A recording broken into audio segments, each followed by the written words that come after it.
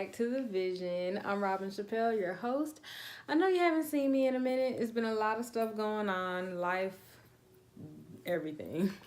But I really had it on my heart to post something today because it is Domestic Violence Awareness Month. And I know that October mostly represents Breast Cancer Awareness Month, which is, that's a pretty common subject in the month of October, but domestic violence awareness is also a very important issue that we no longer can silence and that really needs to be actually focused on when it comes to relationships these days, because there's a lot of that going on. It's actually happening a lot more than you think.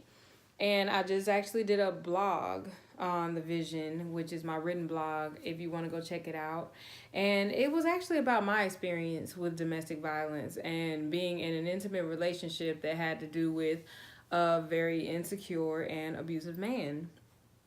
I never told anybody. I never really expressed it, even after the relationship, because that was almost like 10 years ago.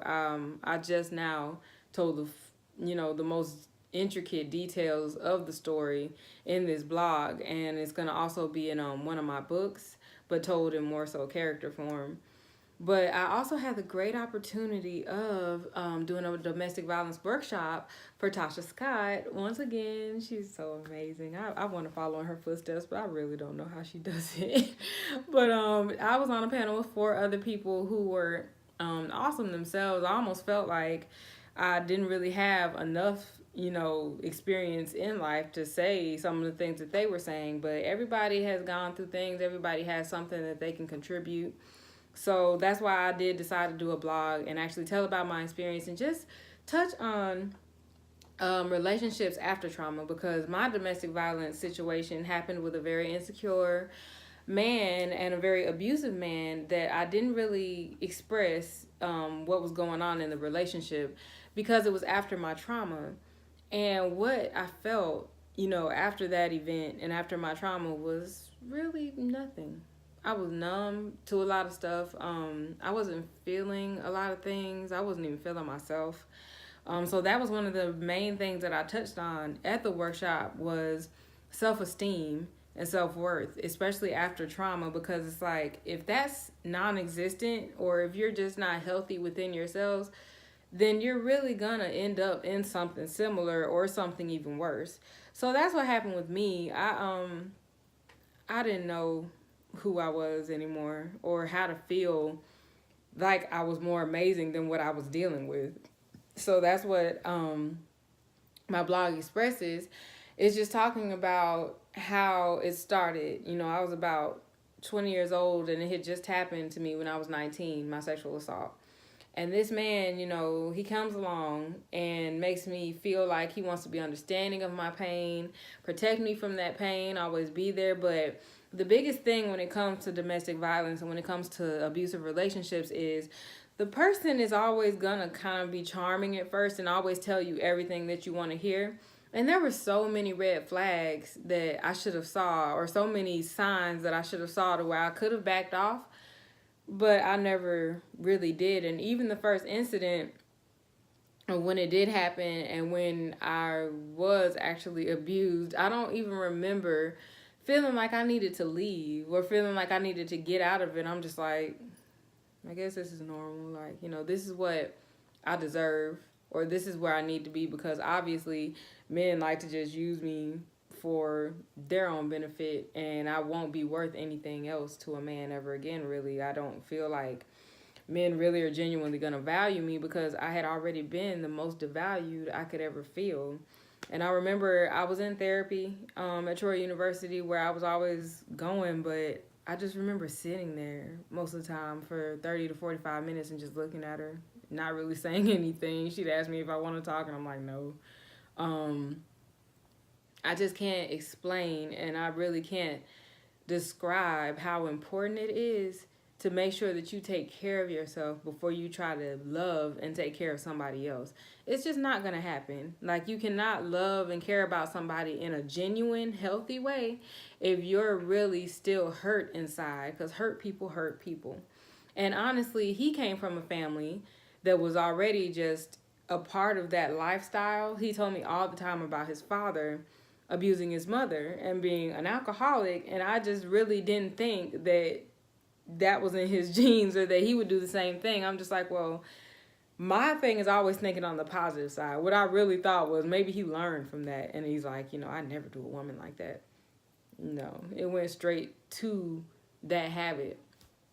So, even after breaking up with him, after a year of it, we only took a break for like 5 months, and then I was right back over there, with him, because all it took was some words, him taking me on some nice dates and swearing that, he became better, and now that he has the second chance, he was going to do better, when it only took one incident for him to go right back into the same thing and to make me feel like pretty much shit.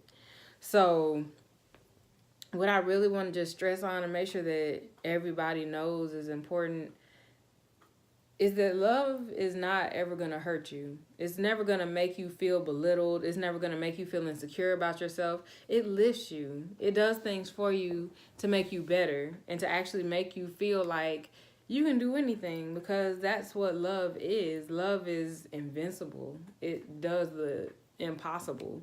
It makes miracles happen.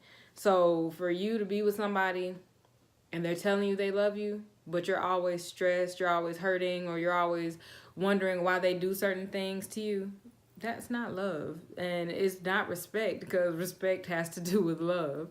So in my experience, what I learned from that was that the trauma, it may have made me feel numb at the time to where I really felt that that was okay, because I didn't come from a family like that. I never even saw abuse. I've never even seen anyone really be violent with somebody else. Like, I never saw my father barely even raise his voice at my mom. So that's what made me ashamed about it, and what made me not even want to express it to anybody, because I was just like, that was so stupid. Like, I never was even taught that, or I never even saw that. But after an experience that you can't cope with, that's just what it is sometimes. Sometimes it's just different feelings and different emotions that you go to. Sometimes it's no emotion. And that's what I felt mine was just no emotion. Like, I really couldn't feel anything. It was almost like sometimes I was just watching my life from outside of my body, like it was a movie. And I can't really stress on how much we need to always be trying to take care of ourselves. Because when it was that relationship, it was me always trying to make sure that I didn't make him that angry, or that I didn't make him mad, and that I was taking care of his emotions and taking care of his feelings. But I never really, evaluated mine. Relationships, they're tough in themselves. Like, even in a healthy relationship, you're going to have arguments, you're going to have doubts, you're going to have some insecurities about certain things because it's something new. But for you to not be healthy mentally, that's like a times 20 factor of you failing in a relationship. So have a relationship with yourself for a minute. Once I was single for like 3-4 years, and you just have to find yourself and figure out what you like, what you want, what you don't like, what you need. And it can be hard sometimes, because sometimes you learn that through trying it, but when it starts to become unhealthy, and when it starts to take over your life, and when it's starting to really take a toll on you and your body, that's when there's something wrong. Because even with him, after a while, my body started to even become very, like, almost allergic to him. Like, I started to feel sick to my stomach when I saw him and stuff, and like I had to kind of like force myself to be around him and to act like I was in a good mood, but really I was like dying inside. Like, my brain used to feel like it was on fire. I started feeling like pains in my chest. I could barely breathe sometimes, and it was physical. It started to get physical because I knew that I shouldn't be here. It was like a spirit of discernment. And the worse that it got, and the more that it seemed like he wanted death to come to me, that's when I think that maybe something, the Spirit of God, my spirit of discernment, it really turned up to where I started to realize, like, this is not how I want to go out. Like, I don't want to die by the hands of this dude, because I didn't deserve that. And he didn't deserve to take my life like that. And I didn't deserve to even be in that situation. I was so much more than that. And I had to recognize that later. So I just want everybody to please just know your worth. know how people are supposed to respect you, how they're supposed to treat you, how they're not supposed to treat you. Um, we as humans, we make excuses for a lot of stuff when really we know off bat that something just is not right in our heart, in our spirit. Like we can tell from a person really within the first week or two of knowing them if they're just gonna be kind of like something that's beneficial to our life or something that's really gonna cause us a little stress and drain us. And if it goes toward the other side of having stress and draining you, it's only gonna keep on going. It's gonna snowball. So I hope that you please actually read the full details of my blog and actually read my full story because it was a journey. It was a wild ride. But I'm very glad that I made it out. I'm glad that I'm a survivor of sexual assault and domestic violence. And I just want anyone out there to know that you're important and that anyone that you're with should make you feel the same. So when it comes to relationships, it's all about self-esteem. It's all about keeping yourself up to be sure that even if this person rejects you or doesn't want you like that, I mean, you still love yourself.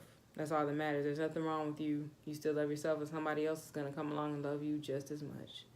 So y'all have a great night. Please continue to tune in to the vision, and please continue to just support me. I have some speaking events coming up, and I'm always going to keep them posted on my page. Hopefully, now that I have someone kind of assisting me with stuff like that, then I'll do a lot better, and there'll be a lot more better promotions and a lot better events because I have like a virtual assistant now. She's so awesome, Jam Resources. But I hope that that actually makes things a lot easier for me to where I'm able to post a lot more and promote a lot more. But y'all have a great night, and I hope to see you guys later.